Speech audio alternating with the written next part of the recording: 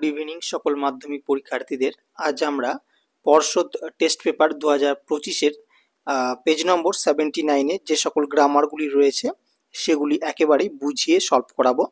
কাজে যারা মাধ্যমিকের ছাত্রছাত্রী রয়েছে প্রত্যেকে কিন্তু ভিডিওটি দেখতে থাকবে। এই প্রশ্নগুলির মানে তোমাদের গ্রামারগুলির উত্তর তো অবশ্যই করে দেওয়া আছে, কিন্তু ব্যাপারটা হচ্ছে তোমাকে বুঝে করতে হবে। তো সেটার কাজ আমি চেষ্টা করব যতটা সম্ভব তোমাদেরকে বুঝিয়ে দেওয়ার। কাজে তোমরা একটু মনোযোগ সহকারে দেখতে থাকো। তোমরা পর্ষদ টেস্ট পেপারে 79 পেজটা একটু খুলে নাও, ঠিক আছে? এবার দেখো, প্রথম যে প্রশ্নটি আছে আমাদের টেন্স থেকে বলা হচ্ছে ডিউরিং লকডাউন উই ড্যাশ, তিনটি অপশন আছে, were shut, will be shut, was shut, indoors with no help from maids. আমি একটা কথা বলেছিলাম যে এই ধরনের কোশ্চেনগুলো মানে এই যে টেন্স থেকে এটা করার সময় তোমাকে দেখতে হবে যে পুরো যে আমাকে প্যারাটা দিয়েছে সেই প্যারাটা অ্যাকচুয়াল কোন টেন্সে দিয়েছে। তো তুমি প্রথমেই যখন ঢুকলে ডিউরিং লকডাউন এই জায়গাটা শুনেই তুমি বুঝতে পারছো যে এই যে প্যারাটা দিয়েছে নিশ্চয়ই সেটা পাস্ট টেন্সে আছে, তাই তো? কারণ লকডাউন তো আমাদের এখনো চলছে না বা ভবিষ্যতে হবে কিনা আমরা জানি না। যেটা বলা হচ্ছে সেটা হচ্ছে লকডাউন, ডিউরিং লকডাউন, লকডাউনের সময়। তো সেটা আমাদের পেরিয়ে গেছে, তার মানে এটা আমাদের পাস্ট টেন্স। এবার পাস্ট টেন্স আছে। এবার প্রথমে যে ড্যাশটা আছে সেখানে তিনটি অপশন রয়েছে, were shut, will be shut, was shut. প্রথমত দেখো উইল বি শার্ট হবে না, কারণ এটা ফিউচার টেন্স। হাতে অপশন দুটি, একটা ওয়ার শার্ট, একটা ওয়াজ শার্ট। এবার দেখো এখানে লেখা আছে উই। উই মানে হচ্ছে আমরা, তাহলে আমরা মানে অনেকজনকে বোঝাচ্ছে। তো অনেকজনকে বোঝালে ওয়াজ তো হয় না, হয় কি ওয়ার। অনেকজনকে বোঝালে ওয়ার হয়, উই ওয়ার। তাই আমরা এইখানে উত্তরটা করব উই ওয়ার। এগুলো কিন্তু যদি একটু বুদ্ধির সাথে করো অবশ্যই খুবই সহজ। আচ্ছা, indoors with no help from maids we dash all household chores among ourselves, তাহলে উই ড্যাশ। তো এবার আমরা জানি যেহেতু আমাদের পাস্ট টেন্স আছে, তাহলে দেখো প্রথমেরটা আছে কি ডিভাইড, তারপরেটা আছে ইজ ডিভাইড, তারপর আছে ডিভাইডেড। তো প্রথম আছে ডিভাইড, প্রেজেন্ট টেন্স হবে না। তারপরে আছে ইজ ডিভাইড, এটাও প্রেজেন্ট টেন্স হবে না। এবার রয়েছে ডিভাইডেড, ইডি যোগ আছে মানে পাস্ট টেন্স। তাহলে এক্ষেত্রে আমরা উত্তর করব কি ডিভাইডেড। এটা হয়ে গেল ডিভাইডেড। আচ্ছা, এরপর বলছে দ্য চিলড্রেন টু ড্যাশ আজ আ লট। এবার এক্ষেত্রে তিনটি অপশন রয়েছে, হেল্প, হেল্পস, হেল্পড। তো প্রথমে আছে হেল্প, যেটা রয়েছে আমাদের প্রেজেন্ট টেন্স, হবে না কারণ আমাদের ঘটনাটা আছে পাস্ট টেন্সের। তারপর আছে হেল্পস, এটাও হবে না কারণ এটাও প্রেজেন্ট টেন্স। তারপর আছে হেল্পড, এটা আছে আমাদের পাস্ট টেন্স। তাহলে এক্ষেত্রে আমাদের সঠিক উত্তর হয়ে যাবে হেল্পড। আচ্ছা, এরপর হচ্ছে তোমাদের আর্টিকেল প্রিপোজিশন। প্রথমে দেওয়া আছে dash book has been lying dash the table dash morning. এবার দেখো এক্ষেত্রে আর্টিকেল প্রিপোজিশন একটু প্র্যাকটিস তোমাদেরকে অবশ্যই করতে হয়। তো এবার ড্যাশ বুক বলা হচ্ছে, ঠিক আছে, হ্যাজ বিন লাইং। তো এখানে আমরা কি করব, এ বুক একটা বই, এ বুক হ্যাজ বিন লাইং একটা বই পড়ে রয়েছে, ড্যাশ দ্য টেবিল টেবিলের ওপর, তাহলে ওপর ইংরেজি হচ্ছে অন, তাহলে অন দ্য টেবিল। আচ্ছা কি বলতে গেলাম, হ্যাঁ, a book has been lying dash the table dash morning. তাহলে এবার দেখো ড্যাশ মর্নিং আছে। তো এবার এখানে কিন্তু অনেকেই অন মর্নিং করে দেবে, ঠিক আছে? তো কিন্তু এখানটা তোমাকে একটু বুঝে করতে হবে, অন মর্নিং করে দাও না, কারণ আমরা জানি যে সময় বা ডে এগুলোর মানে তোমার এগুলোর ক্ষেত্রে অনটা বসে, কিন্তু অন মর্নিং তুমি করে দাও না, কারণ এক্ষেত্রে তোমার বিষয়টাকে একটু বুঝতে হবে। এই জায়গাটা দেখো হ্যাজ বিন লাইং মানে প্রেজেন্ট পারফেক্ট কন্টিনিউয়াস তোমাকে বোঝাচ্ছে।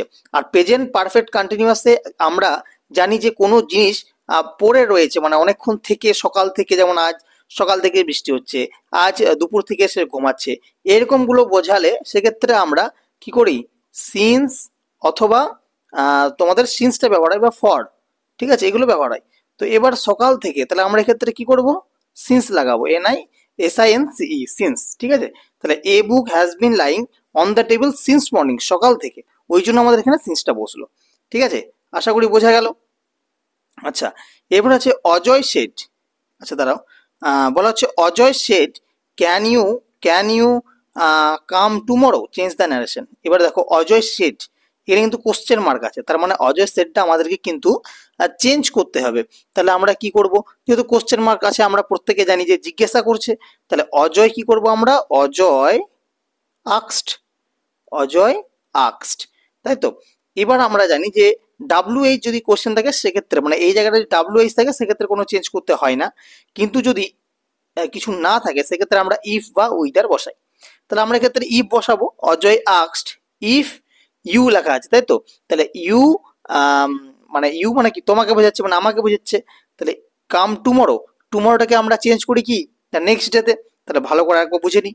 অজয় আস্কড ইফ আই, ইউটা চেঞ্জ হয়ে গেল কি আই এ। তাহলে ইফ আই, ক্যানটা কি হয়ে যাবে, ক্যানের পাস্ট ফর্ম হচ্ছে কুড। তাহলে if I could come the next day, তারপরে কাম আছে কাম লিখলাম, আর টুমরোটা হয়ে যায় দ্য নেক্সট ডে, ঠিক আছে। আর ইয়েস্টারডে থাকলে হয়ে যায় দ্য প্রিভিয়াস ডে। তাহলে কাম দ্য নেক্সট, আচ্ছা দা লিখলাম, নেক্সট ডে, ঠিক আছে, নেক্সট ডে হয়ে গেল। আচ্ছা, এরপর হচ্ছে 2 number, I organized a blood donation camp with everybody's help. তাহলে আর I organized a blood donation camp with everybody's help, তাহলে এটাকে ভয়েস চেঞ্জ করতে হবে, তাই তো? তাহলে কিভাবে করব দেখো, এক্ষেত্রে প্রথমে আমরা এই জায়গাটাকে বাদ দিলাম। তাহলে রয়েছে আমাদের I organise a blood donation camp. তাহলে এটা কি করতে হবে, যে আমি একটা ব্লাড ডোনেশন ক্যাম্প অর্গানাইজ করেছিলাম। তাহলে এ ব্লাড ডোনেশন ক্যাম্প আমাদের অর্গানাইজ হয়েছিল। তাহলে এ ব্লাড ডোনেশন ডোনেশন এ ব্লাড ডোনেশন ক্যাম্প কি হবে, যেহেতু অর্গানাইজড পাস্টে আছে তার মানে কি হবে ওয়াস, ঠিক আছে। ওয়াস অর্গানাইজড যেহেতু পাস্ট আছে তাই ওয়াস, অর্গা NISED অর্গানাইজড। তারপর তুমি এটা লিখবে বাই মি, বাই মি।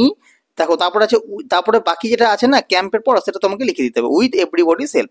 তারপর এখানে লিখে দেবে উইথ এভরিবডিস হেল্প, ঠিক আছে।